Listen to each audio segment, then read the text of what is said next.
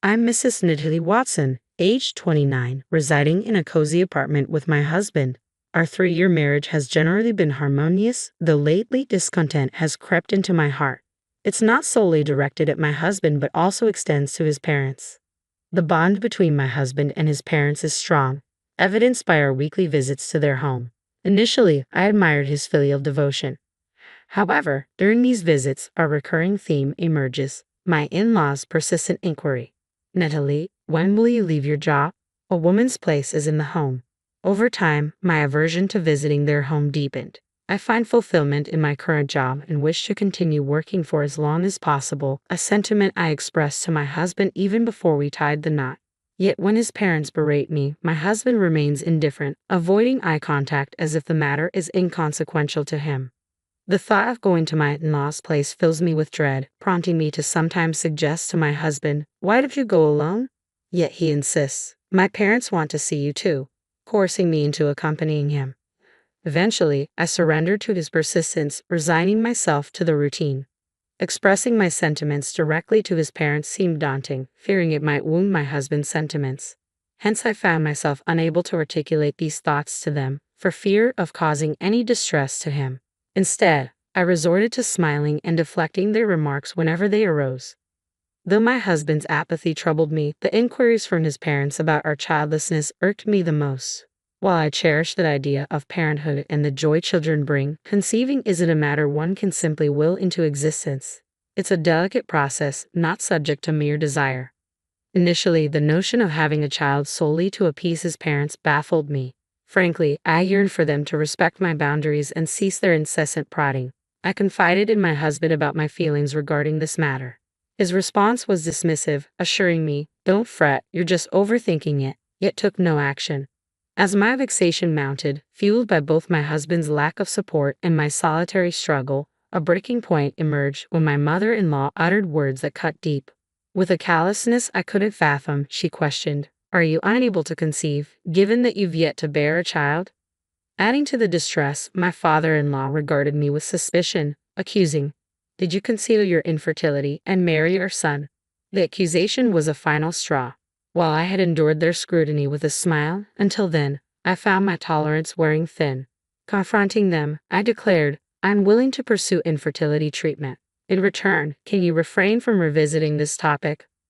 Surprised by my own assertiveness, I realized the weight of my pent-up frustration. Unexpectedly, my previously silent husband interjected, his voice resolute. "I don't believe fertility treatments are necessary. We're still young, and there's no rush to start a family. Besides, such treatments entail financial strain. I value our time together as a couple," he affirmed to his parents.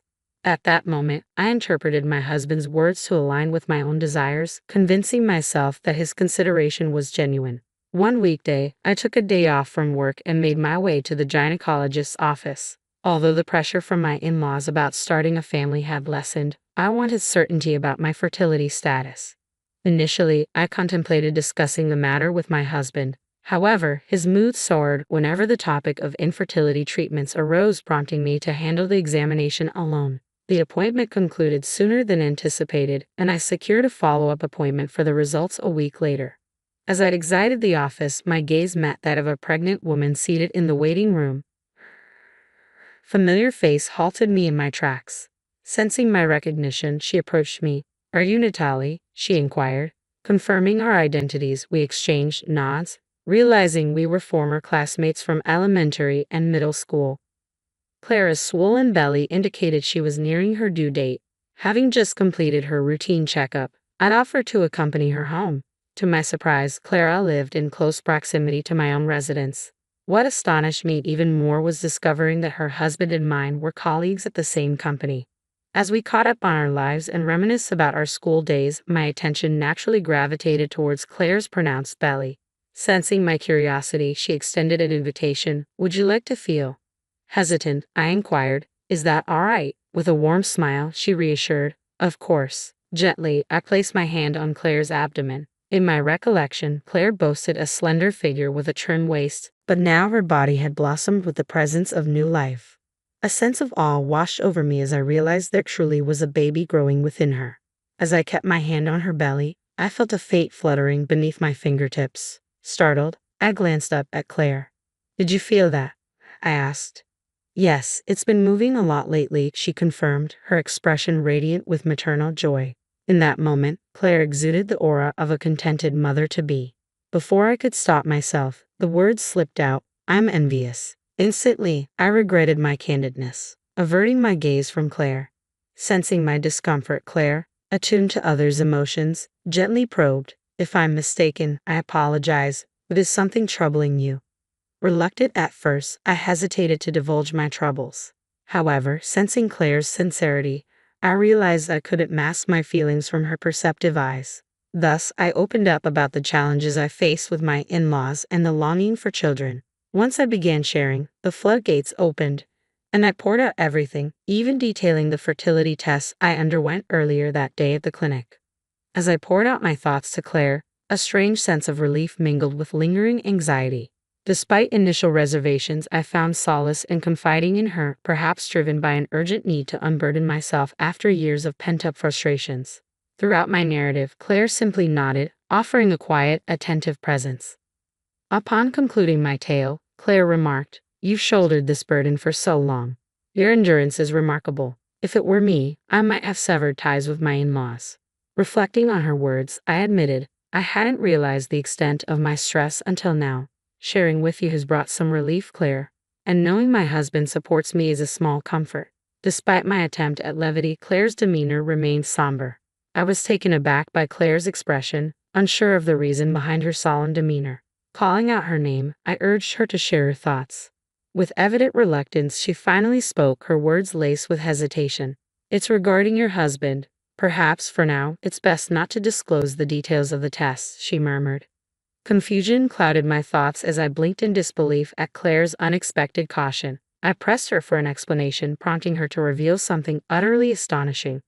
Struggling to comprehend Claire's revelation, I made my way home with faltering steps. Seated on the sofa, I dwelled on her words, grappling with disbelief and uncertainty. While part of me resisted accepting the truth, Claire's sincerity left little room for doubt. Moreover, recent doubts about my husband's behavior intensified my turmoil. If Claire's claim held any truth, I couldn't fathom forgiving him. Determined to uncover the truth, I seized the opportunity during a visit to my in-laws. Amidst tea and snacks, my mother-in-law broached the familiar topic of my job. Unlike before, this time, my response harbored a newfound resolve. I suppose I'll consider quitting when we have a child, I responded. My mother-in-law blinked in surprise, remarking, So, you've decided to start a family. Excitement lit up my father-in-law's face as he eagerly exclaimed, Ah, will I finally get to hold a grandchild?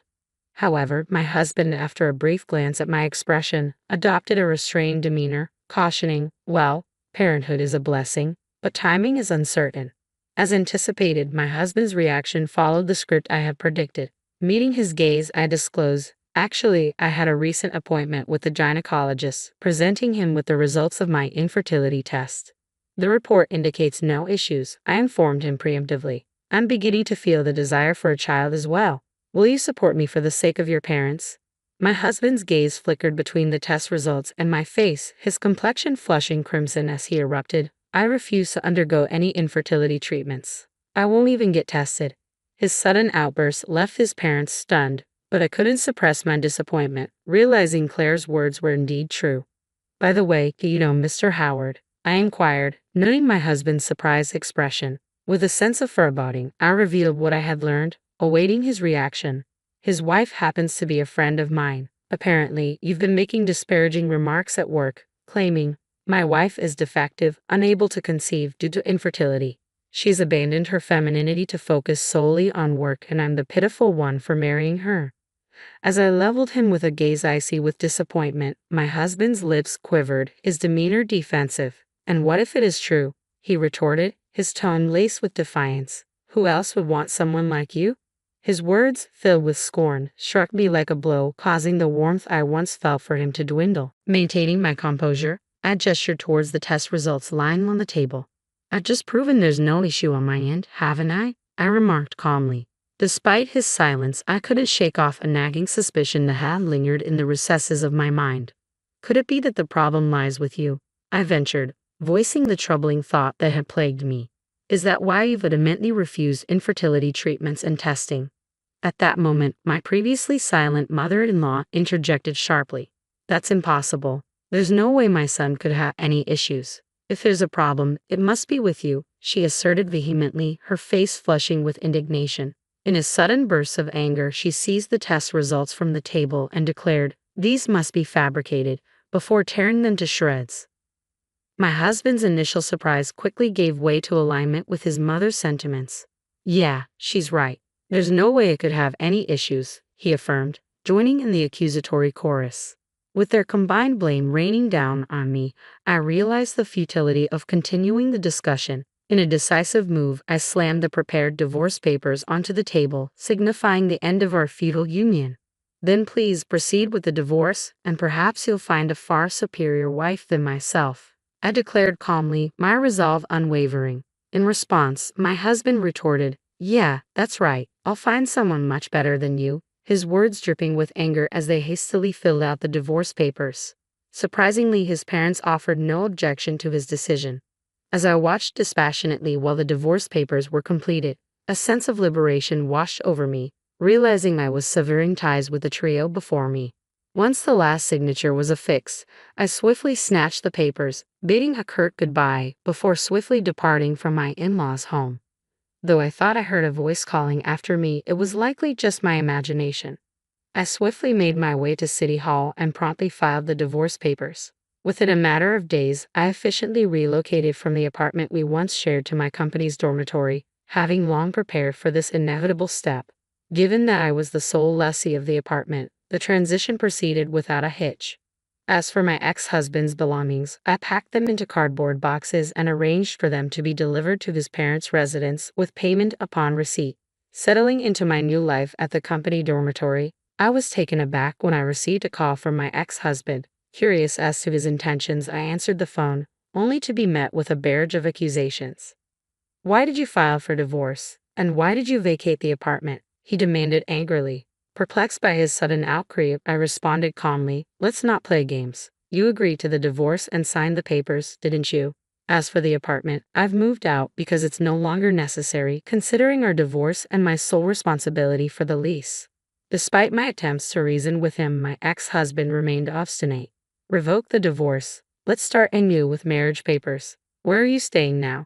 Let's reunite," he persisted, spouting increasingly ludicrous proposals. Exasperated, I reached my limit and declared, "Enough. I'm ending this call. Do not contact me again." Attempting to terminate the conversation, I prepared to disconnect, only to be met with a threat from my ex. "If you won't disclose your location, I'll visit your workplace," he warned ominously. At wit's end, I sternly retorted, "Any disruptions you cause will only reflect poorly on you," before abruptly ending the call. Despite my hopes that he wouldn't resort to drastic measures, I took precautions and confided in my boss about my ex-husband. Neither my boss nor I anticipated any trouble, but to our dismay, he caused a disturbance at the company. I was mortified to learn from the security guard that he had caused a scene in the lobby, necessitating police intervention. Filled with shame and regret, I found solace in the empathy of my coworkers who reassured me that ending the relationship was the right choice. Later, I was informed by Claire's husband that my ex-husband had attempted to shift blame onto me when news of the police incident reached his workplace. Thankfully, Claire's husband set the record straight, exposing the falsehoods my ex-husband had been spreading about me. It appears he struggled to continue working at the company and ultimately resigned. Chances are, my now unemployed ex-husband has returned to his parents' home, seeking solace from them. Though it might evoke some pity, supporting a jobless and divorced son could prove challenging for them. Nevertheless, his situation no longer concerns me as he's become a stranger. Since then, I've enjoyed a life free from unnecessary stress, dedicating my days to work. With more time and resources at my disposal, I occasionally visit Claire to check on her and make plans to spoil her baby. She often finds my gestures amusing, shaking her head at my antics. As for remarriage, it's not something I can consider at the moment. However, I hold on to the hope that one day I'll have the opportunity to build a happy family of my own.